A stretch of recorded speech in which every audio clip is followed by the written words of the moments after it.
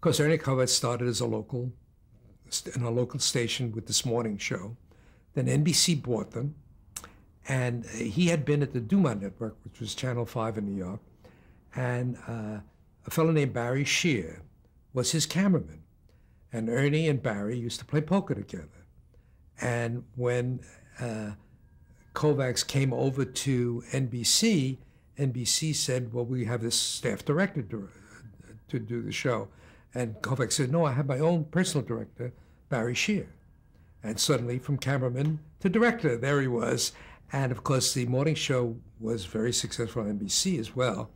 And then they now going to make it a nighttime show. And I lit the nighttime show.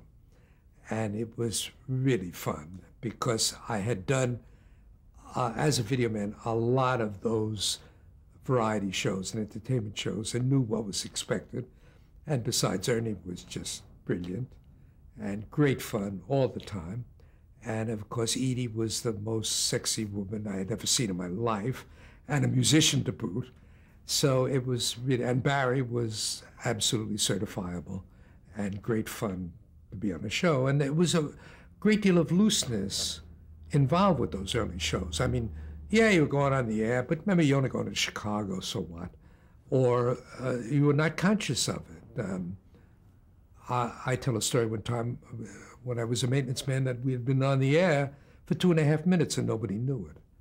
I mean, it was that relaxed, you know. And certainly Ernie was, of the period, brilliant.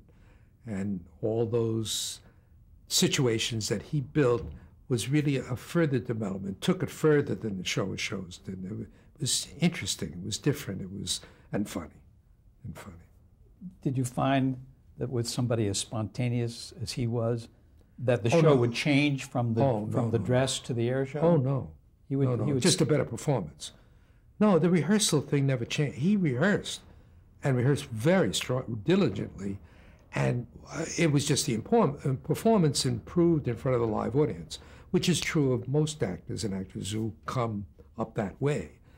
No, it was never running into the audience, catch me, get the audience lights on fair. Never anything, no ad lib. It was all rehearsed. And as a result, you knew what you were doing.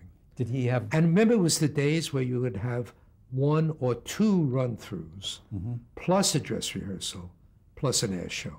So there was, everybody was very comfortable by the time you got to the dress. You had the finished product. And the dress really was the finished product. And that hasn't happened in the last 20 years to me, that I can recall. I mean, it's a run-through that's really ragged, a dress that's less ragged, and an air show. And is that difference time and money? Time and money, and also what people, you do more in a show now. It's much more complicated, and much busier.